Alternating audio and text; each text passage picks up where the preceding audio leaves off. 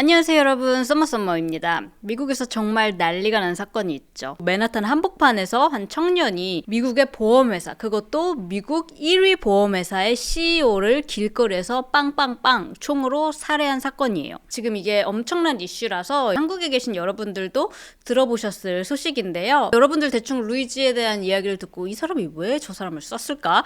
라는 생각을 하셨을 법도 한데, 이 전문가들이 보는 루이지가 CEO를 암살한 동기, 인터넷에 퍼져있는 루머들과 팩트체크, 루이지의 지금 현재 상황, 플러스 왜 이렇게 미국인들이 환호하는지 조금 더 딥하게 이야기를 해보려고 하는데요. 일단 정확히 무슨 일이 있었냐? 2024년 12월 4일이에요. 맨하탄 한복판에서, 이 동네 이름도 미드타운이에요. 한 중앙에 있어서 많은 매스컴에서 이게 벌건 대낮에 일어난 일이라고 하는데 대낮은 아니에요. 아침 일찍 오전 6시 45분에 이 미드타운 힐튼 호텔에서 열리는 투자자 회의에 이 유나이티드 헬스케어 CEO가 걸어가던 중이었어요. 역시 사회에서 한따까리 하는 사람들은 미라클 모닝 실천하나 봐요. 6시 45분에 미팅이라니 생각만 해도 너무 끔찍한데, 이거보다 더 끔찍한 일이 브라이언에게 생긴 거예요. 근데 더 소름인 거는 CCTV에 잡힌 이 용의자가 갑자기 있다가 쏜 것도 아니고 길 건너편에서 몇 분씩이나 기다리고 있었어. 그리고 브라이언이 지나가자마자 바로 길을 건너가지고 총을 뿅뿅뿅 이렇게 쏜 거예요. 3발을. 진짜 이 총 소리가 뿅뿅뿅 이렇게 났대요. 왜냐? 이게 진짜 총이 아니고 고스트건이라고 3D 프린터로 만들어진 3D 프린터 총이래요. 거기다가 심지어 3D 프린터로 만든 소음기까지 장착을 했대. 이렇다 보니까 정식 총기가 아니기 때문에 시리얼 넘버로 조회도 안 되는 이런 총을 쓴 거예요. 이거 자체로 일단 불법입니다. 자, 이 총은 추적을 할 수가 없지만 사용된 총알은 현장에서 수습을 할 수가 있었어요. 이게 진짜 대박인데, 이 총알에 delay, deny, depose 3발의 총알에 각각 각인이 되어 있었어요. 이 세 단어 의미에 대해서는 제가 조금 이따가 깊게 들어갈 건데요. 그 얘기를 하기 전에 일단 이런 살인사건이 생겼으니까 당연히 유나이티드 헬스케어, 이 회사 공식 페북 계정에서 오늘 우리 CEO 브라이언 톰슨이 세상을 떠난 것에 대해 우리는 아주 깊은 충격과 슬픔에 빠졌습니다. 브라이언은 생전에 우리에게 아주 존경받던 친구이자 동료입니다. 이렇게 애도글을 올렸는데 이 글이 올리자마자 순식간에 12만 명이 웃는 이모지 리액션을 하고, 이 포스트하고 플러스 여기저기 나오는 인터넷 뉴스에도 댓글에 다들 하하 아무도 안 슬퍼, 슬픈 사람이 있어요? Karma is a bitch. 어머, 살인마가 살해를 당했네. 드디어 누군가 해야 할 일을 했구만. 막 이러면서 완전 조롱 댓글이 물결을 이루는 거예요.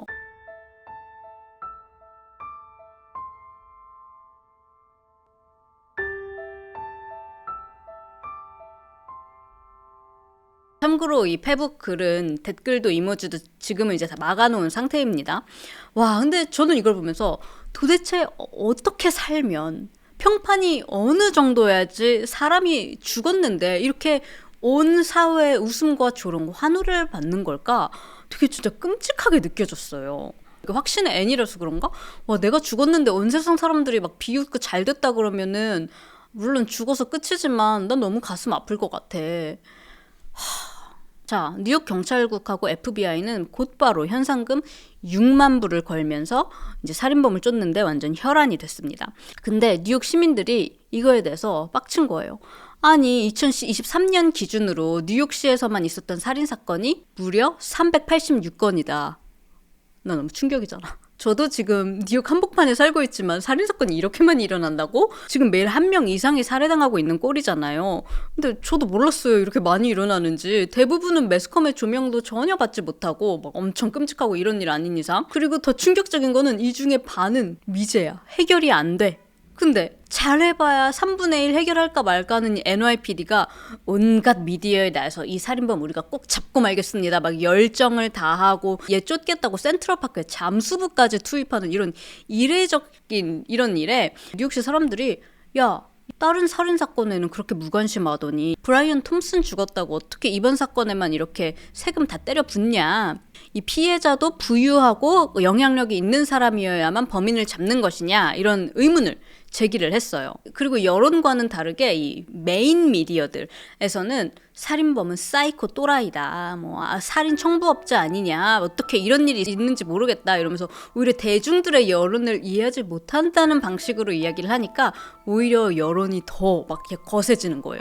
지난 몇 년간이 미국이 굉장히 이렇게 과열되고 디바이드 됐는데 이렇게 오랜만에 온갖 미디어에서 공격을 하는데도 이 사람들끼리 똘똘 뭉치는 거는 거의 지금 오랜만에 보는 일인 것 같아요. 지금 굉장히 많은 미국인들이 이 살인범을 옹호하거나 혹은 옹호하지는 않더라도 이 죽은 브라이언에 대해서 동정심을 갖거나 슬퍼하는 사람은 진짜 찾기가 어렵다고요. 그럼 도대체 왜 이런 여론이 이렇게 강하게 형성이 된 걸까요? 자, 여러분들도 익히 들으셨을 거예요. 미국 건강보험 헬이다. 참고로 유나이티드 헬스케어 보험 별명이 유나이티드 헬이었어요. 알긴 아실 건데 도대체 어떻게 안 좋은 건지, 왜 그렇게 안 좋은 건지 제가 이야기를 좀 해드리려고 해요. 왜 내가 그걸 알아야 되지? 아니에요. 알쓸신잡이에요. 나중에 어디서 미국 보험회사 얘기 나오면 내가 저거보단 더 잘하는데 이렇게 주름 좀 잡을 수 있잖아요. 그리고 이 얘기를 들으면 이 루이즈 만주니에 대한 미국 대중의 반응이 훨씬 더 잘 이해가 되실 거예요. 들어보세요. 근데 참고로 시청 주의. 가끔 제가 미국 안 좋은 이야기 하면 갑자기 되게 화나시는 미국을 너무 사랑하는 일부 미국 교민분들이 계시거든요. 다는 아니에요. 아주 일부. 지난번에도 제가 미국 의료 서비스 진짜 개판이다. 너무 충격받았다. 길거리에서 제가 직접 목격한 일이에요. 길거리에서 사람이 이렇게 코를 엄청 세게 받아가지고 피가 난 게 아니라 거의 코가 깨진 정도인지 피가 진짜 콸콸 났어요. 사람들이 911 불러줄까 하니까 그 사람이 부르지 말라고 막 손사래를 치면서 코 진짜 피가 막 이렇게 뚝뚝 떨어지는데 이거를 막 잡고 걸어가서 나 너무 충격 먹었다. 그 얘기를 했는데 거기서도 제가 직접 본 일인데도 그럴 리가 없다. 아니 제가 직접 봤다고요. 아니 미국에서 나고 자란 사람들도 미국 헬스케어 썩이라고 하는데 일부 분들이 아닌데요. 돈 없다고 하면 딜을 해주는데요. 아니 병원비를 병원이랑 딜해야 되는 것 자체가 뭔가 잘못된 거라고 생각하지 않으세요? 오히려 한국 의료 시스템보다 더 좋고 최첨단 기계, 최고의 의사들 다 미국에 있는 건 모르세요? 이러는데 아니 그럼 뭐예요? 모두가 그런 혜택을 받을 수 있는 것도 아닌데 오늘 제가 아주 딥한 미국 의료 이야기, 실제 피해자들의 진짜 이야기 할 예정이니까 이런 거 듣는 게 난 너무 싫다. 아메리카 모든 것이 완벽한 나라 하시는 분들 제발 스킵해주세요. 한국에는 소득에 따라서 매달 건강보험료를 납부하면 정부에서 어느 정도 국민건강보험으로 커버를 해주는 게 있잖아요. 그런데 미국에는 일단 그런 게 없어요. 그나마 한국 건강보험이랑 비슷한 공공시스템이 있기는 한데요. 바로 65세 이상이 혜택을 받을 수 있는 메디케어. 이것도 이제 과거에 일하면서 납부했던 세금을 바탕으로 이제 혜택을 받는 거예요. 혹은 나이 상관없이 특정 장애를 가진 사람도 메디케어 혜택을 받을 수 있어요. 두 번째는 저소득층을 위한 메디케이드예요. 이 주마다 이 소득 기준은 다 다르지만 혜택을 받을 수 있는 사람들은 대부분 무료 아니면 저렴한 본인 부담금으로 의료 서비스를 이용할 수 있어요. 그리고 약간 부가 서비스 같은 느낌으로 오바마 케어가 있습니다. 이 오바마 케어는 저소득층 소득 기준보다 좀 더 높은 소득 기준까지 정부 보조금을 받아서 이 사보험에 가입하게 해주는 그런 혜택인데 어쨌든 이 정부에서 이런 혜택을 받아도 결국은 사보험 회사로 연결이 되는 거예요. 한국이랑은 좀 다르죠. 자, 그럼 65세 이상도 아니고 특정 장애도 없고 저소득층 범위에도 들어가지 않으면 어떡하냐? 이 사람들을 보험 사각지대에 있는 사람들이라고 불러요. 당연히 이 사각지대에 놓여있는 미국인들이 엄청 많겠죠. 그러니까 한마디로 미국에서는 돈이 없으면 괜찮아. 돈이 많아도 당연히 괜찮아요. 의료비 폭탄마저도 그렇게 크게 부담이 되지 않을 수도 있고 매달 나가는 보험료도 그들에겐 크게 부담이 아닐 수 있어요. 그런데 이 중간에 낑긴 이 중산층들이 사각지대에 놓여 있는 거예요. 이런 시스템이기 때문에 대부분은 이제 회사에서 보험을 제공을 해주는데 그런데 이렇게 회사에 소속되어 있지도 않은 저 같은 개인 사업자, 프리랜서, 비정규직, 자영업 하는 사람들은 그냥 생돈 주고 사보험에 가입을 해야 되는 거예요. 그러면 사보험이 싸기라도 하냐? No, 진짜 개 비싸요.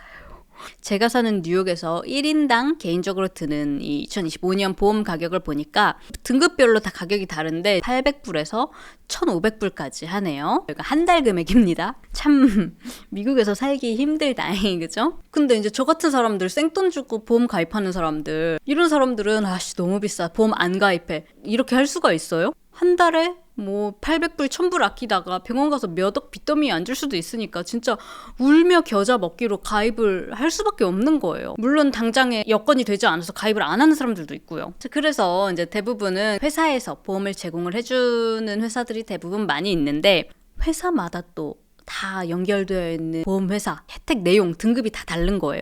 그러다 보니까 되게 우픈 경우들이 굉장히 많아요. 회사를 그만두고 싶어도 회사에서 보장해주는 혜택이 너무 좋잖아요.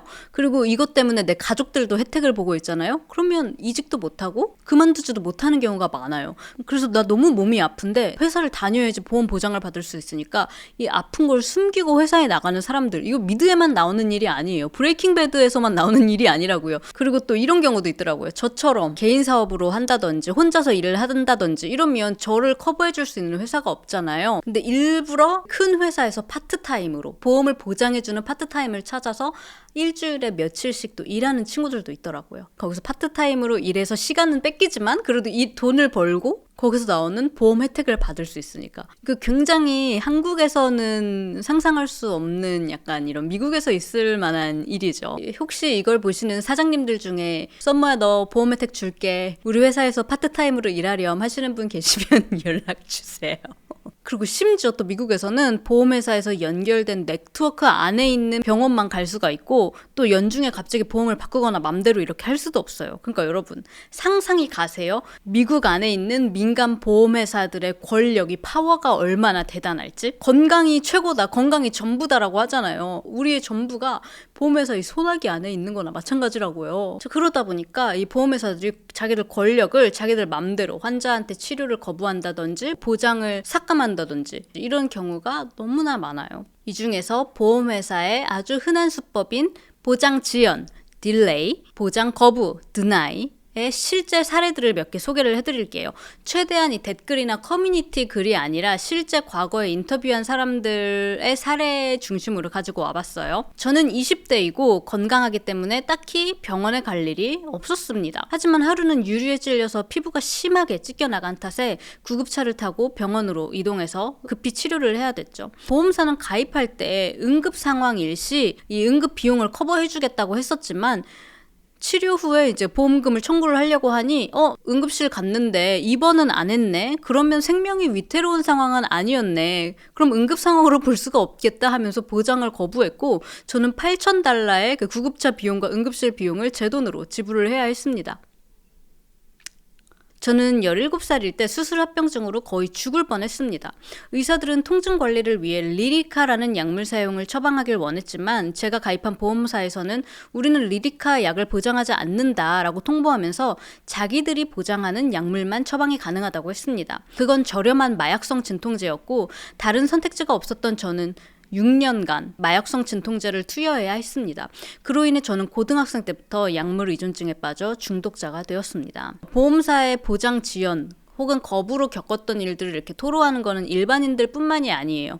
이 의료진들도 나서서 자기들이 겪었던 이야기들을 공유했는데 그 중에 하나는 간호사의 이야기예요. 자기가 근무하던 병원에 각각 30대, 40대인 여성 둘이 거의 비슷한 시기에 불규칙한 질출혈로 병원에 왔었대요. 근데 이제 검사를 해야 되는데 보험사에서 질출혈은 언제든지 있을 수 있는 건데 굳이 지금 검사가 좀 불필요한 것 같다 이렇게 딜레이, 지연을 시켜가지고 둘 다 검사까지 몇 달을 미루게 됐대요.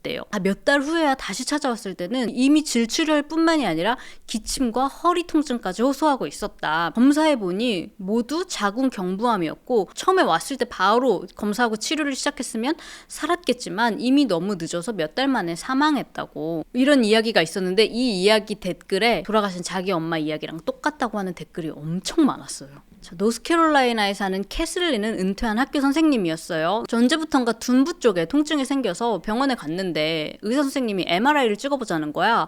근데 보험회사에서 사전 승인이 안 나는 거예요. 지금 당장은 필요하지 않은 조치네요 이런 거야. 그러니까 의사는 이 보험회사에 직접 전화해서 아니다 지금 이 환자는 MRI가 필요하다 이렇게 설왕설래하면서 무려 5주가 지나갔어요. 5주 만에 드디어 딜레이 끝에 승인이 나서 MRI를 찍어보니까 뭐가 나왔냐? 엄청 빠르게 진행하고 있던 육종이 발견이 된 거예요. 육종은 뭐 뼈, 혈관, 연골 이런 데서 발생할 수 있는 이제 종양이에요. 암이거든요. 또 5주 전에 바로 발견했으면 키모 치료로 어떻게 해볼 수 있었을 텐데 이미 너무 빠르게 진행된 탓에 캐슬린이 살 수 있는 방법은 한쪽 다리를 절단하는 것밖에 없는 거예요. 그래서 이것 때문에 한 다리로 살게 됐다고요. 실제로 미국 의사들의 80%가 환자들이 보험회사의 이 사전 승인 딜레이 때문에 제대로 된 치료를 제때 받지 못한다고 대답을 했고요. 그 중에 무려 20%가 이 제때 치료를 받지 못해서 사망하거나 생명에 위중한 지장이 생겼다고 대답을 했어요. 미국에서 건강보험이 아예 없는 사람이 무려 4,600만 명이고요. 보험이 없어서 사망하는 사람의 수가 48,000명이에요. 1년에. 한 달에 4,000명이 보험이 없어서 죽고 있는 거예요.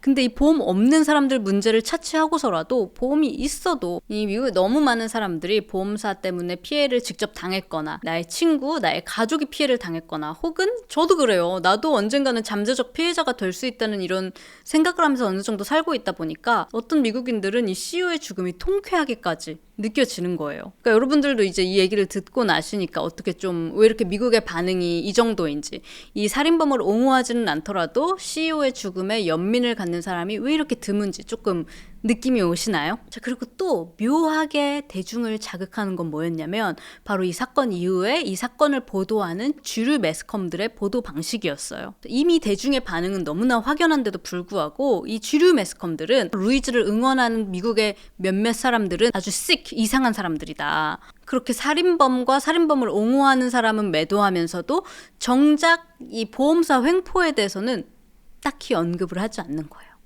왜? 보험회사는 미국 내에서 막강한 파워를 갖고 있으니까 그거에 대해서는 다 입국단.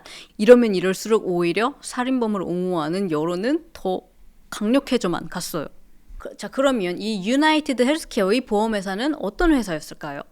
이 회사는 미국 내에서 1위 보험회사이자 전 세계 매출 기준 상위 8위의 기업. 작년 매출이요, 여러분, 무려 한화로 500조. 어마어마한 대기업이에요. 큰 회사니까 연결된 네트워크 병원도 더 많겠지? 큰 회사니까 더 보장도 잘해주겠지? 싶겠지만 알고 보니까 또 이 회사가 미국에서 보험 커버 거절률이 1위, 다른 보험회사보다 무려 2배 가까이 높은 32%에 달하고요. 이렇게 딜레이, 보장 지연과 보장 거절로 총칼만 안 들었지 의료진들 사이에 있는 조폭들이나 마찬가지다라는 평을 받는 회사였어요. 그래서 아까도 말했지만 별명이 유나이티드 헬. 자, 그러면 사망한 이 회사의 CEO였던 브라이언 톰슨은 어떤 사람이었을까요? 브라이언은 되게 자수성가한 사람이에요. 1974년에 아이오와에 있는 되게 작은 시골 마을에서 태어났어요. 아버지는 이 시골 마을에서 양곡기 다루는 마을을 했는데 이 아들 브라이언이 어릴 때부터 엄청 똑똑했던 거예요. 사우스 해밀턴 공립고등학교를 나왔는데 여기서 우등생으로 졸업했어요. 그리고 아이오와 주립대학교에서 회계학을 공부했는데 여기서도 수석으로 졸업을 했어요. 졸업하고 나서는 PwC, 프라이스 워터스 쿠퍼에서 CPA로 97년부터 2004년까지 근무를 하면서 자문 매니저로까지 승진을 해요. 그리고 여기서 유나이티드 헬스케어로 2004년에 이직을 하는데 17년 만인 2021년 4월에 CEO로 임명이 된 거예요. 아이오와의 농장마을 아이가 이 미국을 대표하는 보험회사의 CEO가 된 거라고요. 자, 이 브라이언은 비용 절감 전략으로 아주 유명한 사람이었어요. 그래서 그런지 브라이언이 CEO로 취임한 이후인 2021년부터 이 고객들의 보험비 거부, 보장이 엄청 크게 축소됐다고 비판을 받고 있는 상태였는데요. 이거에 대해서 유나이티드 보험사는 입장을 발표를 하지 않고 있어요. 그리고 이 브라이언은 미네소타에서 사망한 환자의 유족 2명과 법정 싸움 중이기도 했는데요. 뭐였냐면 보험을 보장을 해줄 건지 말지 이거를 사람이 리뷰하는 것도 아니고 AI 시스템을 이용했대. 이 시스템은 주로 노인, 취약계층의 의료 청구를 거절하는 걸로 유명하고 오류율이 무려 90%라는 이 얘기가 있는데 아무튼 그럼에도 불구하고 이 AI 시스템을 철회하지 않았어요. 정말 의료적인 도움이 필요한 사람들일지라도 아무리 얘기해봤자 이 로봇이 보고 넌 아니야 하면 그냥 검사도 못 받고 그렇게 되는 거라고. 이걸로 법정 싸움도 있었고 최근에는 약국들도 자기들이 다 가져가고 뭐 의사들도 자기들이 다 가져가고 하면서 독점 의혹도 받고 있는 상태였어요. 환자들의 피를 빨아먹은 돈 덕분에 2022년에 취임하자마자 13% 매출 성장 쭉쭉, 작년에도 11% 성장, 아주 회사는 그냥 쭉쭉 성장을 하고 있었다고요. 이런 사람이 총을 맞아서 죽고 나니까 이 대중들은 그동안에 이 유나이티드의 횡포를 패러디하면서 브라이언 씨 총 맞고 응급실 가셨던데 정말 응급했던 상황인 거 맞으신가요? 총상으로 사망한 것이 확실하신가요? 기존에 있었던 질병 때문에 사망하신 건 아닌가요? 당신이 총알을 피하지 못했으므로 당신의 귀책 사유입니다. 당신의 보험 보장은 denied. 거절입니다. 최근 넷플릭스 스탠드업 코미디에서는 코미디언 팀 딜런이 자기가 지옥에서 온 유나이티드 헬케어 CEO라면서 브라이언 톰슨을 연기했는데요. 난 어차피 지옥 가는데 니네들 웃던가 말던가 상관없다 라고 말하면서 자 얘들아 여기 공짜 약 줄게 받아 펜타닐이야 하면서 조롱을 하는데요. 와 진짜 이거 보면서 돌았다. 이게 된다고? 이것이 아메리카인가 싶더라고요. 막 이러면서 다들 조롱했다고요. 종종 그래도 사람이 죽었는데 아무리 그래도 살인은 아니다. 살인은 어떤 식으로 용납될 수 없다. 이런 댓글에는 막 사람들이 대댓글로 너도 보험사 횡포로 가족을 잃어봐. 우리 엄마 우리 아빠 이런 얘기를 하면서 너 그래도 그런 말 할 수 있는지 보자. 막 이런 댓글들이 막 쫙쫙쫙 달리기 시작했고요.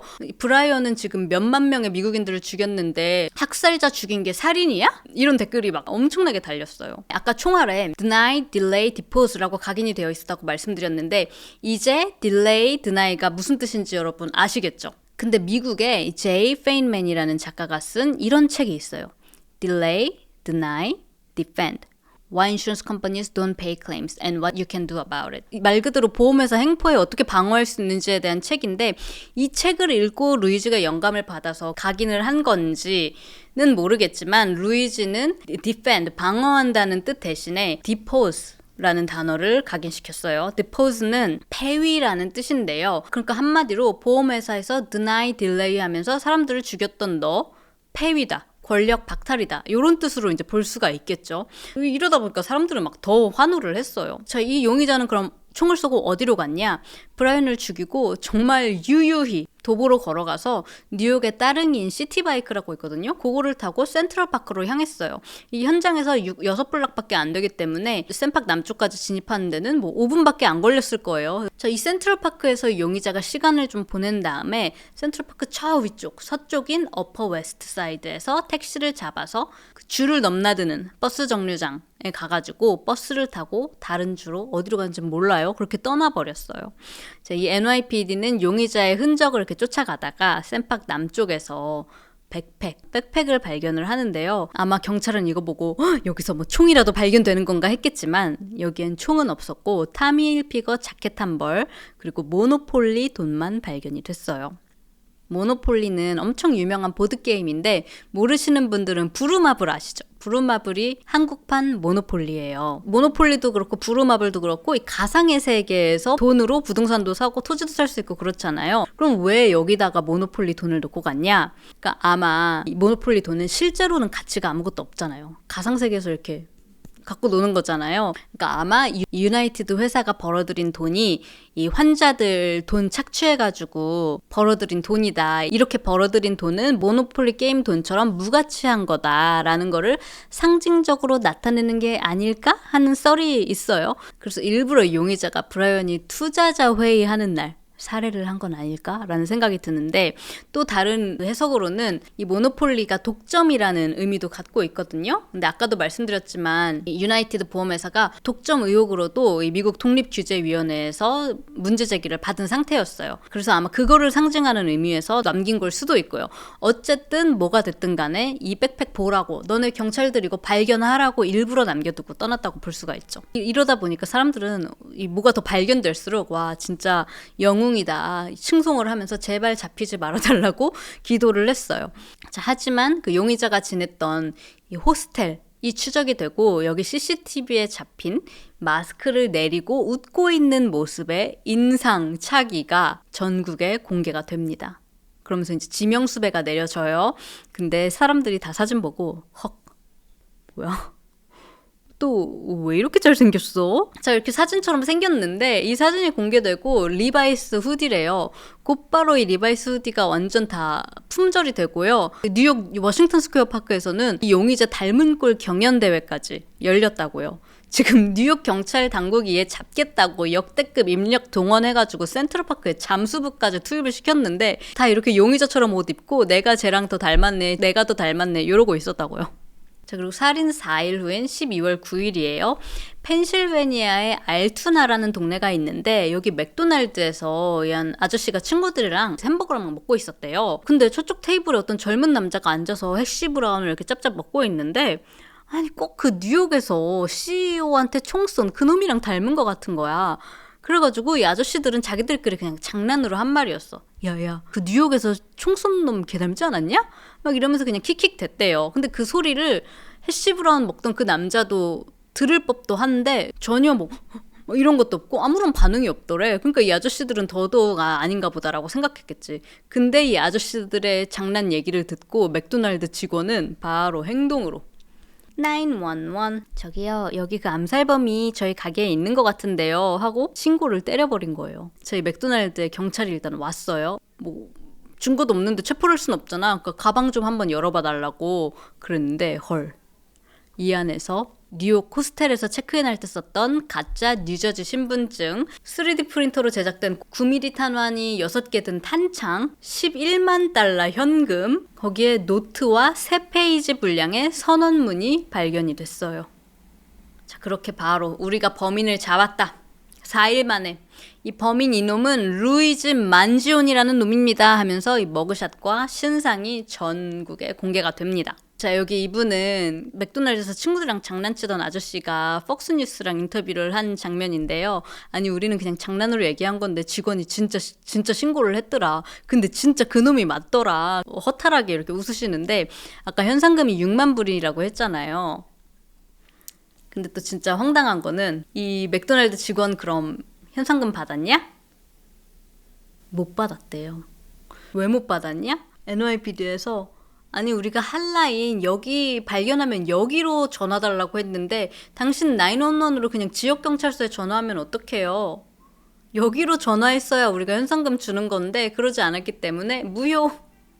그래서 6만 불 못 받는데 어떡해, 보험회사만 스캠인 줄 알았더니 그냥 너무 미국스럽잖아. 그래서 뭐 아무튼 그 사람은 돈도 못 받고 대중들은 이 체포 소식에 무척 상심하면서 이 알투나 이 동네 맥도날드에 별점태로 남겼다고요.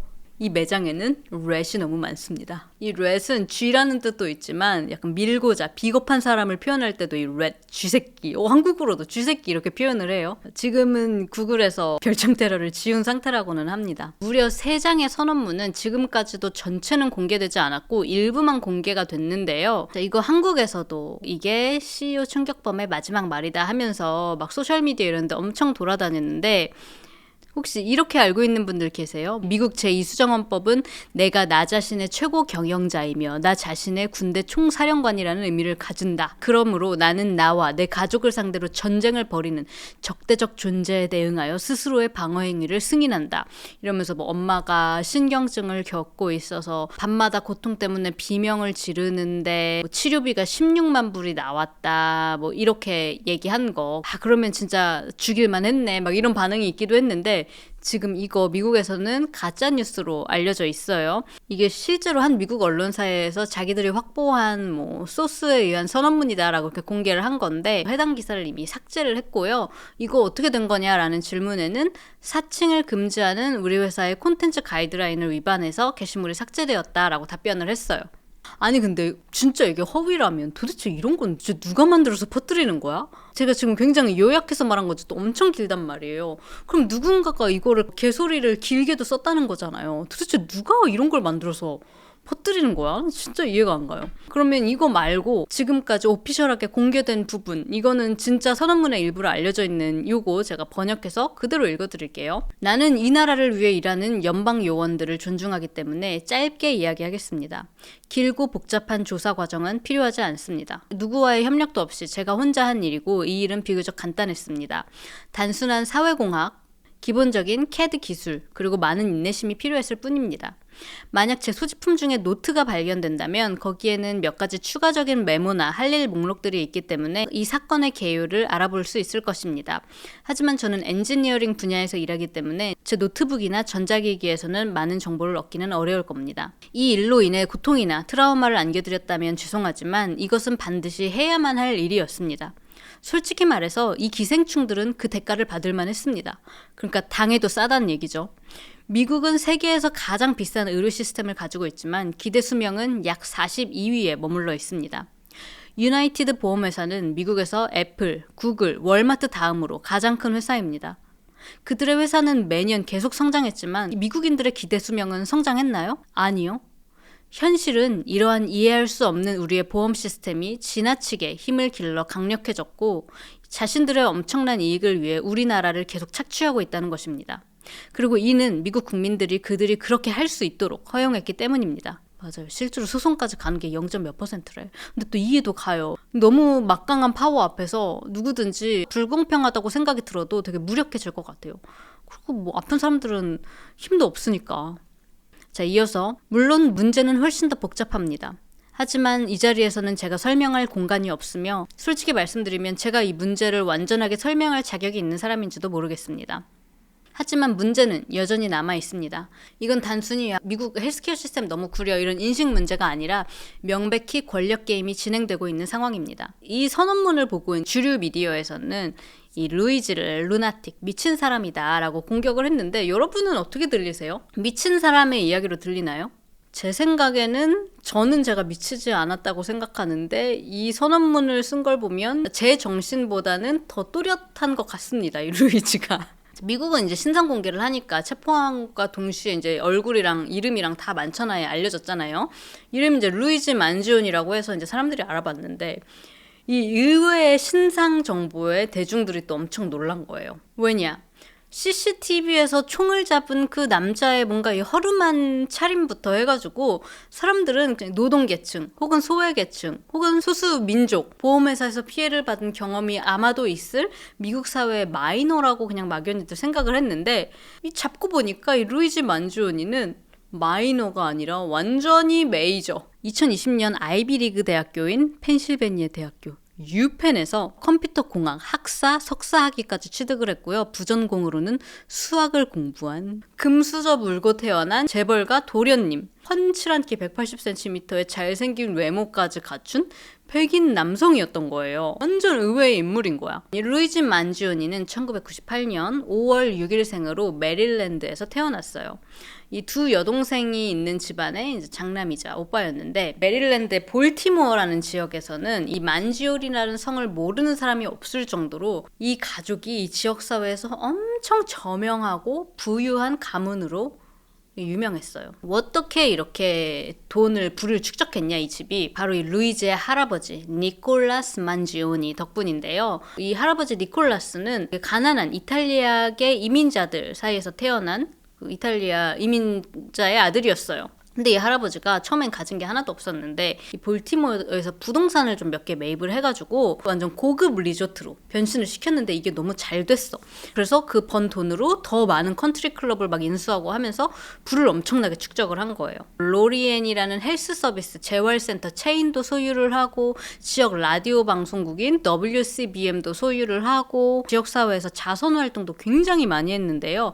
아예 만지오니 가족 재단을 설립을 해가지고 지금까지 몇백만 달러를 후원을 했더라고요. 아이러니하게도 의료센터에만 360만 달러를 후원해가지고 이 지역 병원에는 자기네 가족 만지온이 이름을 딴 병동들도 있기도 하고요. 예술 분야에도 후원을 하고 학교들, 교육재단에도 굉장히 많이 후원을 하고 그래서 메릴랜드에 있는 이 로욜라 대학교에 있는 수영장도 이 가족 이름을 딴 거래요. 만지오니 수영장이라고. 그리고 또 이제 루이지의 사촌 니노 망지오니는 정치 활동을 하고 있더라고요. 이 지역 카운티 대표 공화당 의원인데 예전에 TV에 나와가지고 살인마들은 무조건 사형을 해야 된다. 종신형 필요 없다. 막 이렇게 얘기를 하기도 했는데 자기 조카가 살인범이 됐다는 게 참 이것도 아이러니하죠. 그리고 또 알려준 게 뭐냐면 이 루이진의 할머니가 작년 2023년에 사망을 하셨거든요. 근데 사명을 하면서 최소 3천만 달러의 재산을 남기고 갔다. 이거 이제 가족들이랑 다 나눌 예정이래요. 근데 알려진 건 3천만 달러인데 이 최근 TMZ가 입수한 이 문서에 따르면 3천만 달러가 아니라 1억 달러. 거의 1억 달러래요. 원래 유언대로라면 만지오니가 받을 재산도 굉장히 상당한데 이제 못 받게 돼버렸다. 왜냐? 이 할머니가 조건을 남겼거든.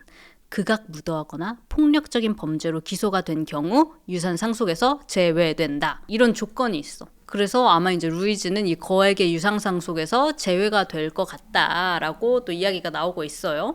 그러니까 미국인들이 다 어라 싶은 거예요.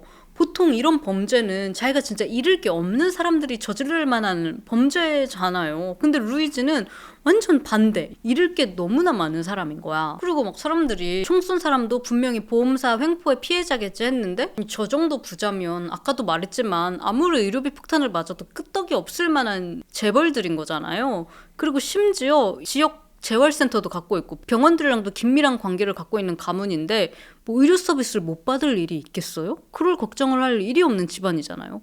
그러면 도대체 왜 루이즈는 이런 일을 부족할 거 없는 삶에서 왜 이런 일을 저지른 걸까? 여러분도 궁금하시죠? 지금부터 루이즈의 삶 그리고 이걸로 비춰보는 전문가들의 범행 동기를 이야기를 해볼게요. 루이즈는 한 해 학비가 무려 5,500만 원인 길먼 사립고등학교에서 학업 성적도 아주 좋았어요. 수석으로 졸업하면서 졸업생 대표로 연설도 했고요. 아이비리그 대학인 유펜 대학교에 입학했어요. 엔지니어링으로 학사와 석사까지 받고 학업을 마친 후엔 자동차 회사 웹사이트에서 데이터 엔지니어로 인턴십을 시작을 했는데요. 그런데 2022년 루이즈의 삶이 완전히 바뀌는 사고가 생겨요. 왜 한국에서도 코로나 때 재택근무하면서 제주 한 달 살기 이런 거가 되게 유행했잖아요.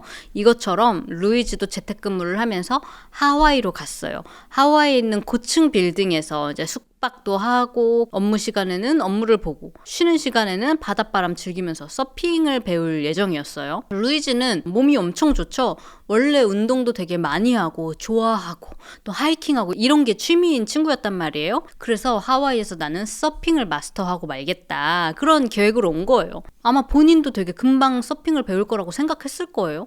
근데 웬걸 첫 번째 수업 받고 완전 뻗어버린 거예요. 진짜 말 그대로 뻗어버렸다고요. 왜? 갑자기 서핑을 타다가 허리가 한 거야. 근데 원래 어릴 때도 약간 종종 오래 서 있으면 허리 통증이 있었대요. 그리고 가끔 허리 통증이 있었다가 없어졌다가 막 이랬기 때문에 금방 괜찮아지겠지 생각을 했는데 그 한 번의 서핑 수업 이후로 전혀 통증이 가시질 않고 점점 심해져만 가는 거예요. 그래서 뭐 두 번째 수업 이런 거는 꿈도 꿀 수가 없었고 어떤 때는 완전히 하지가 마비가 되는 정도였다고 해요. 그래서 연락하던 친구들한테도 나 지금 허리 통증이 너무 심하다. 등산도 할 수가 없고 러닝도 할 수 없고 이제 성생활도 불가능해졌다라고 이야기를 했대요. 이게 밝혀지면서 일각에서는 루이즈 저거 거시기 뽕짝 못하니까 열받아서 사람 죽였네 막 이렇게 조롱하는 사람들도 있었는데 이거 되게 중요한 거죠. 사람의 기본적인 욕구이니까. 자, 이 하와이에서 있었던 사고 이후로 루이즈의 삶의 질이 급격히 떨어지면서 늘 활기차던 모습은 온데간데 없고 점점 침울해져만 갔대요. 그리고 또 이 미국 네티즌 수사대들도 참 대단한 게 루이즈가 활동했던 레딧 계정을 또 찾아내는데요. 이 레딧에서 미스터 캡터스라는 닉네임으로 이 허리 아픈 사람들의 모임, 허아모 약간 이런 게시판에서 활동을 되게 많이 한 거예요. 여기서 자기가 얼마나 통증에 시달리고 있는지 쓰면서도 또 자기가 척추융합 수술의 성공 사례가 되게 많더라. 여러분들 수술을 권장하는 건 아니지만 저는 수술을 하려고 합니다. 여러분들도 필요하면 수술 한번 공유해보세요. 잘 되면 예전처럼 정상적인 삶으로 충분히 돌아갈 수 있다고 합니다. 이러면서 되게 긍정적인 글들을 올렸어요. 그리고 이 사람이 되게 괜찮다고 생각이 되는 게 이 글도 그렇고 대댓글 막 이렇게 달아주는 것도 보면 악플 같은 게 하나도 없고요. 다 막 이렇게 다른 사람들을 용기를 북돋아주고 당신도 괜찮아질 거예요. 우리 힘내봐요. 약간 이런 되게 긍정적인 모습을 많이 보였어요. 이 레딧에서 글 쓴 이 뽐새뿐만이 아니라 실제 루이즈를 알고 지냈던 모든 친구들, 교수, 뭐 선생님들 다들 입을 모아서 그냥 뭐 괜찮았던 친구가 아니라 너무 스윗하고 다정한 사람이었다고 다들 똑같이 이야기를 했는데 인터넷에서 글 쓴 것만 봐도 그 스윗함이 좀 느껴지더라고요. 그래서 여기까지는 그래도 좀 긍정적인 면을 바라보려고 하는 것 같았어요. 그런데 수술이 잘 안 됐나 봐요. 2023년에 막 주변 사람들한테 나 척추 수술 받기로 했다. 7월에 이 수술만 잘 되면 나 이제 옛날로 돌아갈 수 있다. 막 이렇게 다 얘기도 하고 그랬는데 작년 7월에 수술을 하고 그 이후로는 레딧의 글도 끊기고 레딧 글뿐만이 아니라 친구들, 심지어 가족들한테까지도 연락을 다 끊었어요. 친한 친구가 수술 어떻게 됐냐? 잘 됐어? 그러니까 답장으로 long story.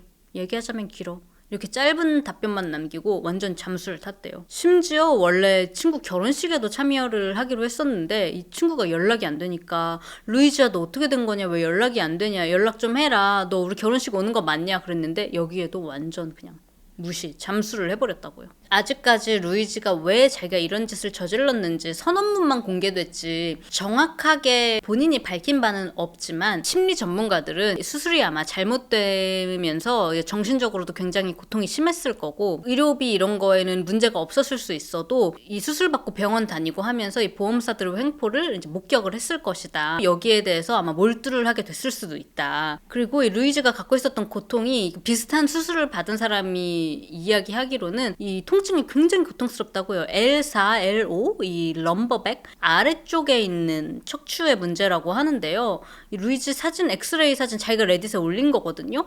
이 사진만 봐도 너무 아파 보이지 않아요? 아래 허리 쪽에다가 그냥 나사를 박아버렸다고 몇 개를. 그러니까 이 아래 척추뼈가 이렇게 차곡차곡 있어야 되는데 이렇게 앞으로 나가게 되면서 이 신경을 계속 누르거나 혹은 막 이렇게 신경을 꼬집기도 한대요. 핀칭을 한다고. 그러니까 얼마나 고통스러웠겠어요. 그러니까 이 비슷한 걸 겪어본 사람들은 아마 루이지가 진짜 더 이상 삶을 영위하고 싶지 않았을 수도 있다. 그 정도의 고통이다. 진짜 다 포기하고 싶을 만큼의.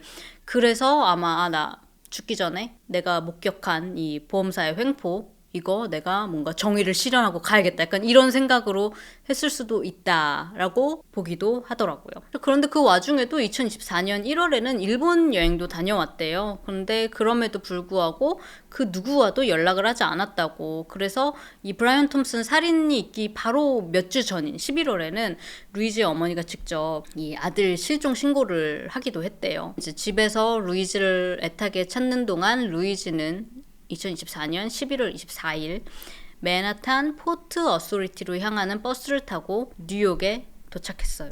벌써 살인 2주 전에 여기 맨하탄에 와 있었던 거예요. 도대체 브라이언의 미팅 스케줄은 어떻게 알았을까 하는 의문도 있는데요. 아마 집안이 의료계와 관련이 많아서 스케줄을 알 수 있었을 거라는 가설도 있고요. 아마 해킹을 해서 알아냈을 가능성도 있다는 가설도 있어요. 그러면서 이제 103번가 어퍼 웨스트사이드에 있는 이 호스텔에서 지냈는데요. 체크인할 때 체포 당시에 발견됐던 마크 로사리오라는 이름의 가짜 뉴저지 신분증을 써서 체크인을 했대요.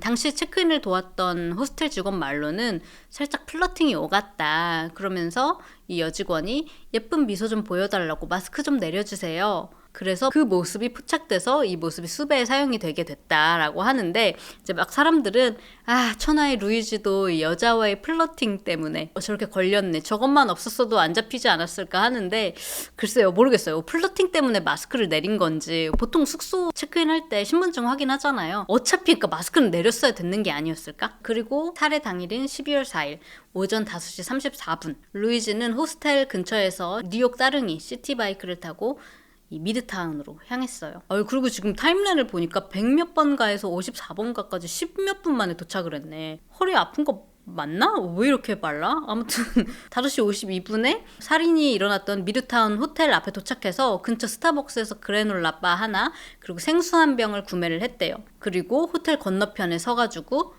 그거를 마셨나 봐요. 그 근처 쓰레기통에서 발견된 물병에서 루이지 만지오니의 DNA도 발견이 됐어요. 자, 그렇게 거의 1시간 전에 도착해서 1시간 동안 길 건너편에서 후드를 뒤집어 쓰고 이 CEO 브라이언을 기다리고 있었던 거예요. 그리고 6시 45분 드디어 미팅으로 향하는 브라이언이 지나가게 되고 곧바로 길을 건너가지고 뒤편에서 피용피용 하고 총을 3발을 발사를 합니다. 브라이언이 쓰러지자마자 루이지는 다시 따릉이를 타고 센트럴파크를 향했다가 모노폴리 돈을 거기에 놓고 펜실베니아에서 지내다가 맥도날드에서 해시브라운을 먹다가 체포가 된 거예요. 루이지에 대한 신상이 알려지고 나서도 많은 미국인들은 여전히 루이지를 옹호했어요. 오히려 이렇게 직접적으로 보험회사의 횡포의 피해자도 아닐 법한 이런 사람이 정말 이 미국 사회의 뭔가 변화를 위해서 본인을 희생했구나 막 이러면서 이런 루이지를 패러디하는 이 밈들이 완전 폭발을 했습니다. 몇 개 보여드리면 이 조악하게 합성한 루이지 사진에 내 친구 루이지 만지온이랑 12월 4일 오전 4시부터 오후 12시까지 놀아서 너무 재밌었어. 이 범행이 있었던 시기죠. 그리고 또 인스타 릴스에서 유행하는 노래 있잖아요. HOTTOGO 여기서 Hot guy shot the CEO All we have to do is convince Biden that Luigi is his son. 바이든이 그 대통령 물러나기 전에 자기 아들 사면해줬잖아요. 그거를 풍자해서 바이든한테 루이지가 네 아들이야 이렇게 설득하기만 하면 된다고. 이 슈퍼마리오의 이 초록색 모자 쓴 애가 루이지잖아요. 마지막으로 CEO가 본 모습. 예수가 이렇게 뒤에서 어깨에 손을 얹으며 괜찮아. 그들은 나에게도 유죄라고 했단다. 트러커 회사에서는 여러분 우리 새로운 직원을 소개할게요. 12월 4일에 24시간 동안 근무해서 이 병에다가 쉬약까지 조기다가 했다고. 루이즈 12월 4일 하루 종일 나랑 데이트해줘서 고마워. 루이즈는 아침 6시에 우리 동네에 와서 내가 공항에 데리러 갔어. 그리고 우리는 하루 종일 함께 있었다고. 가로 열고. 뉴욕에 있었던 거 아니야. 그이는 저녁 8시까지 나랑 같이 침대에 있었어. 내 생각에 우리는 결혼할 것 같아. 프로필 사진 좀 봐주세요. 콜트니 정신 차려. 12월 3일부터 12월 10일까지 루이즈와 그의 가족들과 함께 타지마할에서 정말 즐거운 시간을 보냈습니다. 그는 저에게 CEO 살인사건 들었냐면서 정말 너무 끔찍하다면서 자기는 그런 짓은 절대 하지 않을 거라고 이야기했습니다. 맥도날드에서 체포되는 현장 상황을 이렇게 패러디한 것도 있고요. 이렇게 지금까지도 미국에서 계속해서 루이즈에 관련된 뉴스가 이슈가 되고 있는데요. 자, 감옥 안에서도 수감자들이 루이즈를 굉장히 이제 옹호를 해주고 있나 봐요. 그 펜실베니아 교도소에 수감되어 있는 동안 뉴스 앵커들이 라이브로 뉴스를 진행을 하는데 교도소 창문을 통해 가지고 수감자들이 Free Luigi, Free Luigi, 루이즈를 풀어달라고. Ashley, that was them screaming. Waved. Alex, I just waved. 이 루이즈에게 자유를 달라고 막 소리를 다 같이 함성을 지르기도 했고요. 뉴욕에서 있었던 일이기 때문에 뉴욕에서 재판이 될 거잖아요. 그러니까 펜실바니아에서 이제 뉴욕으로 송환이 됐단 말이에요. 근데 이 과정 또한 대중들의 분노를 엄청나게 샀어요. 왜냐? 이 사진 좀 보세요. 무려 헬기를 통해서 뉴욕까지 날아왔고요. 이 모습에 또 사람들의 댓글이 너무 웃겨. 저 헬기로 이동하는 게 의료 응급 상황이었으면 지금 아마 9만 불 1억 2천 정도 나왔다고. 이거 진짜 실화예요. 몇 달 전에도 자기 어머니가 날씨 때문인가 헬기 타고 이송됐는데 엄청난 의료폭탄비를 맞아가지고 엄청 이슈가 된 상황이 있었는데 되게 웃프지만 실제입니다. 자, 여기에 더해서 헬기로 이동뿐만이 아니라 무려 75명. 이 구치소로 걸어가는 동안 75명의 무장한 경호팀이 다 붙었다고요. 아까 기억나시죠? 2023년 한 해 동안 뉴욕시에서 거의 400건에 달하는 살인사건이 일어났는데 이 모든 용의자한테 헬리콥터에 경호대까지 막 동원이 됐을까요? 이런 적 한 번도 없었잖아요. 그러니까 사람들이 아니 브라이언 톰슨 용의자 추적하는 만큼의 열정과 성의를 민간인들 피해자들에게도 좀 해보여봐라 막 이러면서 더 열받았고요. 이동되는 동안 루이즈는 짧은 시간 동안에 무언가를 외치는데요. 잘 들어보면 그것은 완전히 현실과 동떨어져 있으며 미국 국민의 지성과 그들의 삶의 경험을 모욕하는 것입니다. 라고 하는 걸 들을 수 있어요. Oh my God! And completely out of touch. And an insult to the intelligence of the American people and the lived experience.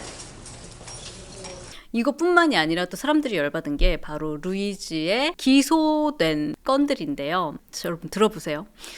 루이즈는 현재 뉴욕주에서 11건으로 그리고 연방에서 4건으로 기소가 됐는데 연방 혐의 4개는 총기 살인, 주 경계를 넘은 스토킹, 그리고 스토킹, 소음기 사용 요게 4개고요. 뉴욕주에서 루이즈를 기소한 거 11건 들어보세요. 뭔지 엄청 빠르게 말해볼게요. 한 건의 테러 행위의 일환으로 저지른 1급 살인, 한 건의 2급 살인, 한 건의 테러리즘 2급 살인, 다른 사람에게 불법적으로 사용하려는 의도로 장전된 총기 2급 불법 무기 소지, 허가 없이 장전된 총기인 2급 불법 무기 소지, 뉴욕주 총기법에 따라 공격용 무기로 분류된 무기를 소지, 소음기를 소지, 대용량 글럭 탄창 소지, 대용량 맥풀 탄창 소지 이렇게 해서 4건의 3급 불법 무기 소지 그리고 4급 불법 무기 소지로 1년 번호가 없는 고스트건 소지 위조된 신분증 소지로 2급 위조문서 소지 이렇게 해서 총 11건 그러니까 한마디로 넌 뒤졌다.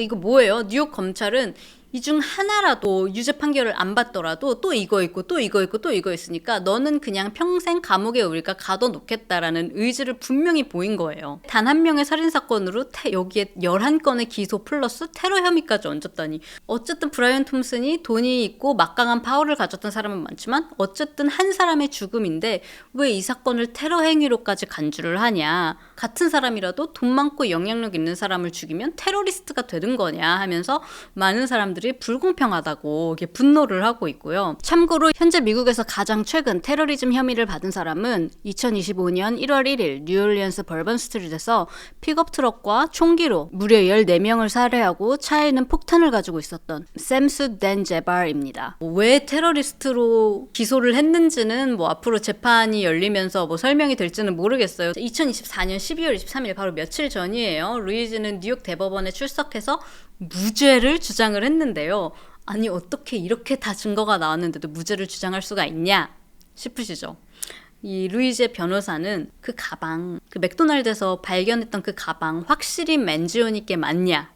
그리고 선언문 그거 쓴 것도 표현의 자유로 일기처럼 쓴 걸 수도 있지. 그게 범죄랑 연결됐다는 직접적인 증거가 있냐?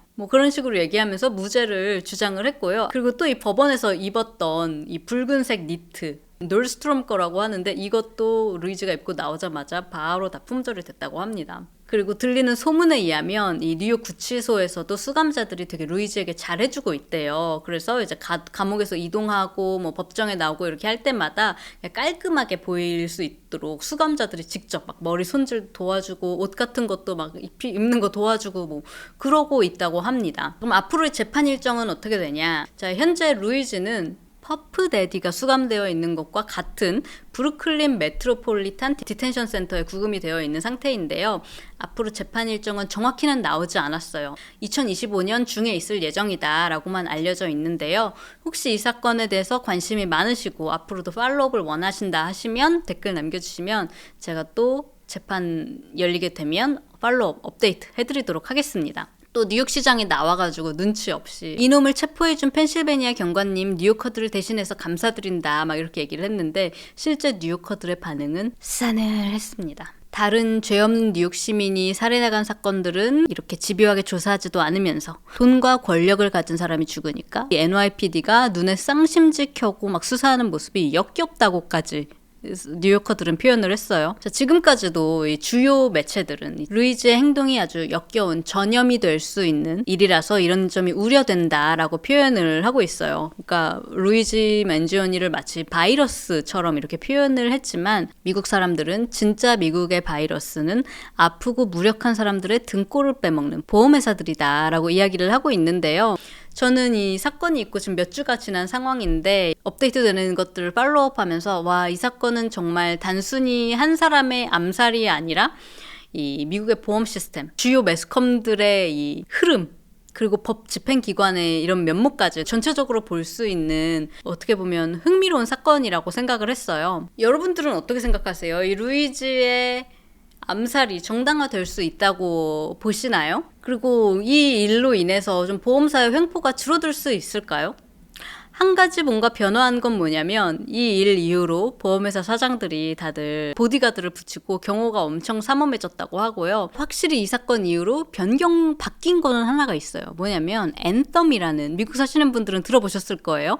또 다른 미국 보험회사 이름인데 블루크로스 블루실드라는 되게 큰 회사 겁니다. 근데 여기서 바로 지난달 2024년 11월에 말도 안 되는 새로운 규정을 발표를 해요. 이 규정이 뭐냐면 앞으로 다가오는 2025년 2월부터는 뉴욕, 미주리, 코네티컷 이 특정 지역에서 수술을 받을 때 마취과 의사가 무조건 붙잖아요. 보통은 이 수술 커버를 하면 마취비까지 다 보장을 해줘야 된단 말이죠. 그런데 우리는 예를 들어서 심장 수술이다. 그러면 평균 심장 이 수술 시간이 있죠. 예를 들어서 2시간이다. 뇌 수술이다. 평균 4시간이 걸린다. 그럼 평균 시간이 있을 거 아니에요. 그거를 우리가 정해서 심장 수술을 받는 고객, 심장 수술 원래 2시간이 평균인데 넘어서 3시간 걸렸어? 그럼 그 1시간은 우리가 보장을 안 해주겠다는 거예요. 이게 말이 됩니까? 무슨 수술 중에 더 빨리 끝날 수도 있고 환자에 따라서 더 늦게 끝날 수도 있는 거잖아요.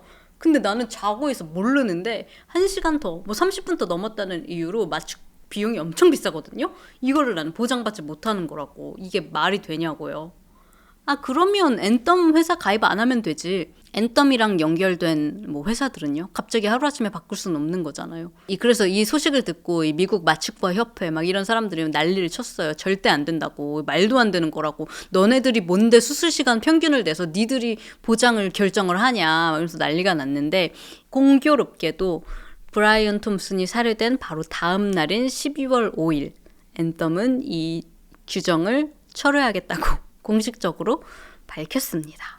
이 사건 때문에 이 보험회사에 대한 비판 목소리가 엄청나게 거세지면서 이걸 의식해서 바꾼 건지 아니면 원래 바꾸려고 했는데 마침 시간이 그렇게 된 건지는 모르겠지만 아무튼 그런 변화 정도는 있었다. 그리고 더 많은 사람들이 루이즈 사건으로 인해서 자신들의 이런 안 좋았던 경험들, 뭐 심지어 의료진들도 나와서 더 액티브하게 보험사들의 횡포에 대해서 이야기를 하고 있고요. 바이스라는 채널에서는 보험회사에서 직접 일했던 직원, 그것도 사람들에게 딜레이를 통보했던 직원의 인터뷰를 하게 됐는데 제가 더보기란에 링크 달아놓을게요. 한번 보세요. 정말 너무 끔찍합니다.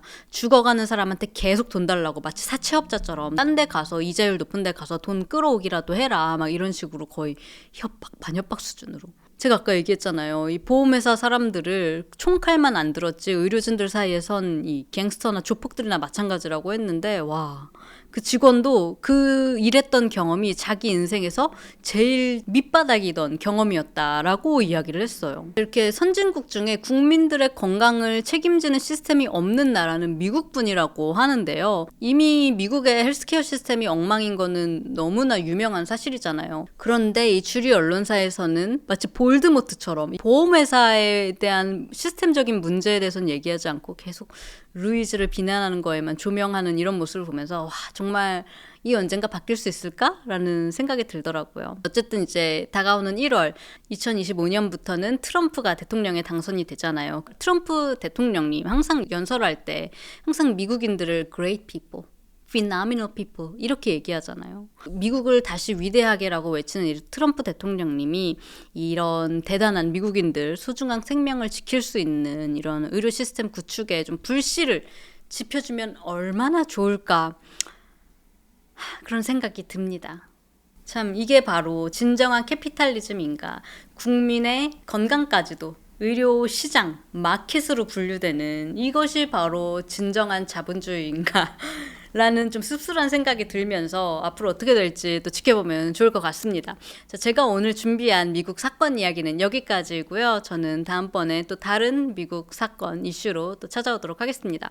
이 긴 영상 봐주신 모든 분들 다들 아프지 마시고 건강하시고 우리는 다음 영상에서 다시 만나요. 안녕.